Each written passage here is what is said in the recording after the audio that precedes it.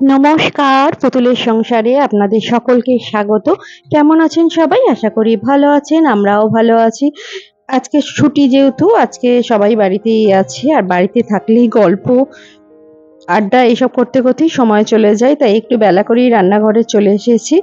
আর আজকে আমরা খাবো দুধ দুধ মুড়ি দুধ কলা মুড়ি যে যা পারবে আজকে, তাই ব্রেকফাস্টে এটাই হবে, সেই জন্যই দুধটাই গরম করতে দিচ্ছি। এই দেখো,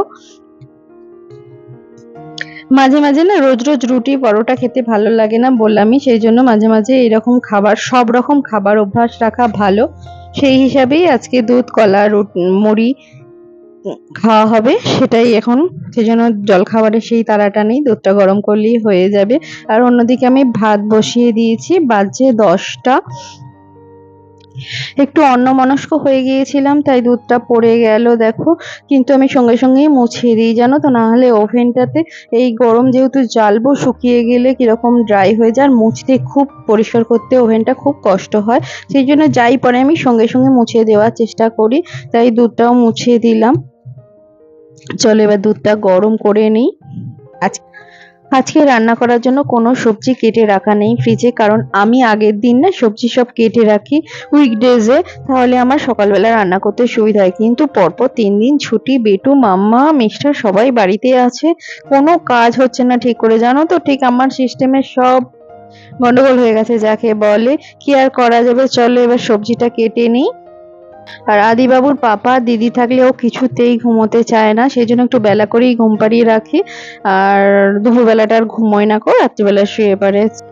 আজকে লাঞ্চে বানাবো ট্যাংরা মাছ, ডিমওয়ালা ট্যাংরা মাছ নিয়ে এসেছিল মিস্টার চারটে, সেই 4 পিস ডিমওয়ালা ট্যাংরা মাছটি আজকে একটুখানি অন্যরকম ভাবে একটু রান্না করব। আলু বেগুন পেঁয়াজ দিয়ে একটুখানি তরকারি মতো করব, যাতে ভাত খাওয়া যায়।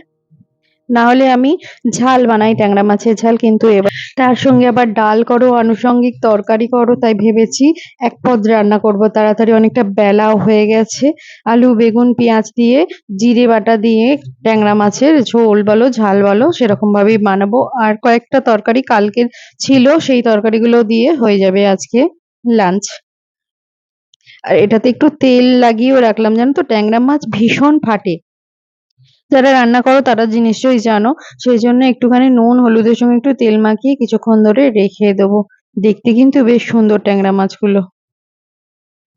চলো, এটা মাখানো হয়ে গেছে, কিছুক্ষণের জন্য থাক এটা। আর ছুটির দিনে আমি না সকালবেলা স্নান করে পুজোটাকে করে নিই, না হলে আমাদের তো সকালবেলা জল খাবার খাওয়ার কোনো ঠিক থাকে না ছুটির দিনে। সেই জন্য আগে আমি পুজোটা দিয়ে নিই ঠাকুরকে, তারপরে রান্নাঘরে এসে রান্না করি। চলো এবার সবজিটা কেটে নিই। ট্যাংরা মাছের সঙ্গে যে সবজিটা দিয়ে বানাবো সেটাই বললামই, আলু বেগুন আর পেঁয়াজ কেটে নিই। তার সঙ্গে বেটুর একটুখানি ডাল করব, কারণ বেটু ট্যাংরা মাছের ঝালের অতটা খেতে পারবে না সেই জন্য বেটুর জন্য একটু সবজি ডাল করব। তার জন্য গাজর বিনস আলু আর একটু পেঁপে কেটে নেব, সেটা দিয়ে বেটুর হয়ে যাবে। আর আমাদের একটুখানি উচ্ছে আলু ভাজি করব, যেহেতু প্রত্যেক দিনই আমি না একটা তেতো সামনে রাখি, যে কোনোদিনও নিম পাতা কোনো উচ্ছেটাই বেশিবার আর বর্ষাকাল ছিল বলেই শাক পাতাটা করছিলাম না, আবার বর্ষা চলে গেছে, এবার শাক পাতা উচ্ছে প্রথমে আমার থাকেই, তারপরে একটা তরকারি মাছের বলো, নিরামিষ দিনে নিরামিষ তরকারি, এইভাবেই রোজকার এই রান্না বান্না হয়। এই দেখো আলু কেটে নিয়েছি, আলু বেগুন পেঁয়াজ কেটে নিয়েছি। এবার ডালের জন্য যে সবজিটা লাগবে, গাজর বিনস পেঁপে এগুলো একটু কেটে নিয়েছি।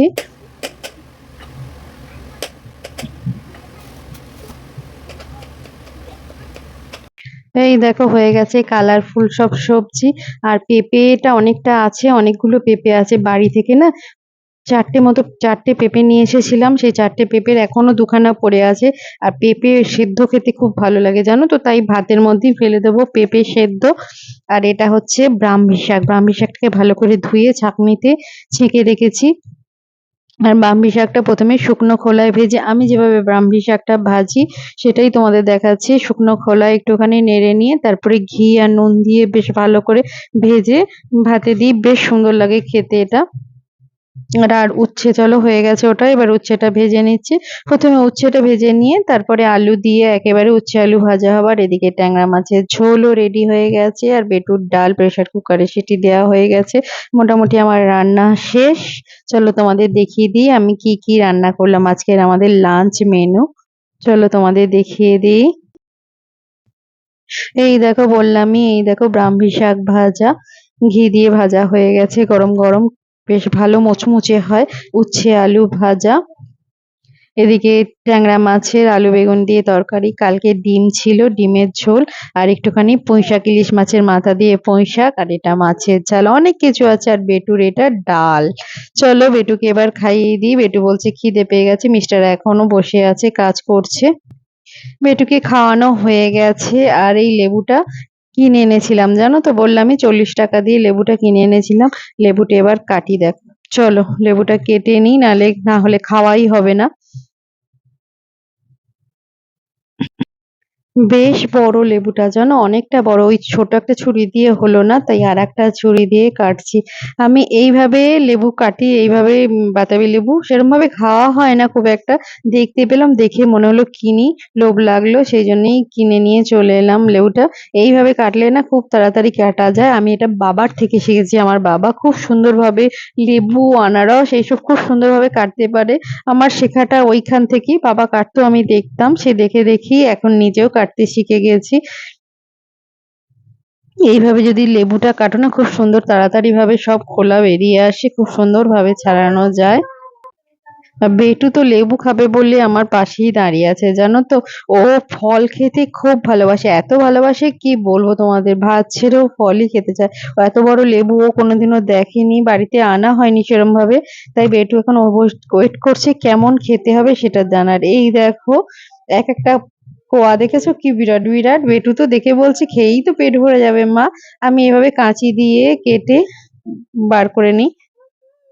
আর অর্ধেকটা করব আর অর্ধেকটা কালকে করব। চলো লেবুটা মাখা করে নিই, আগে ছাড়িয়ে নিই, তারপরে লেবু মাখা করি। বেটু খাবে বলে ওয়েট করছে। আর লেবুটা খুব মিষ্টি জানো তো, বেশ সুন্দর গাছ পাকা সাদা সাদা লেবুটা। এক একটা লেবু বেশ লাল হয়, কিন্তু এটা সাদা মতো হয়েছে, কিন্তু মিষ্টি, খুব একটা টক নয়। চলো এবার এটা মেখে নিই। এটাতে একটু নুন আর গুড় দেবো জানো তো, চিনি দেবো না কো, যেহেতু সবাই খাবে। দেখেছো বেটু কিরকম ওয়েট করছে খাওয়ার জন্য, বেটুকে এখনো দিইনি, বলছে একটু মিষ্টি ঠিক করে রাখি। চলো এটাকে একটুখানি 5-10 মিনিট একটু চাপা দিয়ে রাখি, তাহলে বেশ মজে জানো তো, বেশ ভাল লাগে খেতে। বেটুর তো তর্স হয়েছে না, আমাকে দাও করতেই থাকছে, কিন্তু ওকে এখন দেবো না, বললাম একটু পরে খা, দেখবি ভালো টেস্ট লাগবে। চলো এটা চাপা দিয়ে রেখে দিয়ে ওকে একটুখানি ঘরে গিয়ে ওকে নিয়ে ব্লগস খেলাই। শুভ সন্ধ্যা, একেবারে সন্ধ্যাবেলায় চলে এসেছি, একটু দোকান বেরিয়েছিলাম। এই দেখো দেখতেই পাচ্ছ এর ভেতর কি আছে, চলো তোমাদের দেখাচ্ছি। কালকে মিস্টারের একটা অন্নপ্রাশন বাড়ি আছে, মিস্টারের একজন দাদা বন্ধুর, তার নাতনির অন্নপ্রাশন, সেই জন্যই একটা গিফট কিনবো। কি কিনবো ভেবে পাচ্ছিলাম না কো, তাই গিয়ে প্রথমে আংটি দেখতে গেছিলাম, কিন্তু আংটিগুলো এত পাতলা আর কি দাম, বাপরে। তারপর এই রূপোর এই জিনিসটা দেখে না খুব সুন্দর পছন্দ হলো জানো তো। এই দেখো এটা এরম ভাবে বল আছে একটা, তোমার অ্যাডজাস্ট করার জন্য হাতে, সবারই হবে ছোট বড়। এই ব্রেসলেট টাইপের, এটা খুব ভালো লাগলো, এটা কিনলাম। দেখো এটা নতুনত্ব লাগলো রূপোর। আর দাম খুব একটা বেশি নয়, 1500 টাকা মতো দাম রয়েছে, এই ওজনের অনুযায়ী দাম হয়। এটা 1500 টাকা, হালকার ওপরই আছে, কিন্তু খুব ভাল লাগলো, মানে ছোট বাচ্চাদেরও পরাতে পারবে। প্রথমে পদক দেখাচ্ছিল, কিন্তু পদকগুলো পরতে পারবে না, কিন্তু এটা বেশ অনেক বছর পর্যন্ত পরাতে পারবে, খুব পছন্দ হয়েছে, তাই এটা কিনলাম। বাজছে 9টা 40, গুড নাইট করার সময় এসে গেছে। চলো আমাদের ডিনার মেনুটা আজকে দেখিয়ে দিই। এই দেখো তড়কা, রুটি, সঙ্গে ছানা জিলিপি, আর হচ্ছে এটা কি বলো তো, এটা হচ্ছে ননি। ভিডিওটা এখানেই শেষ করলাম, সবাই ভালো থাকবেন, সুস্থ থাকবেন, গুড নাইট।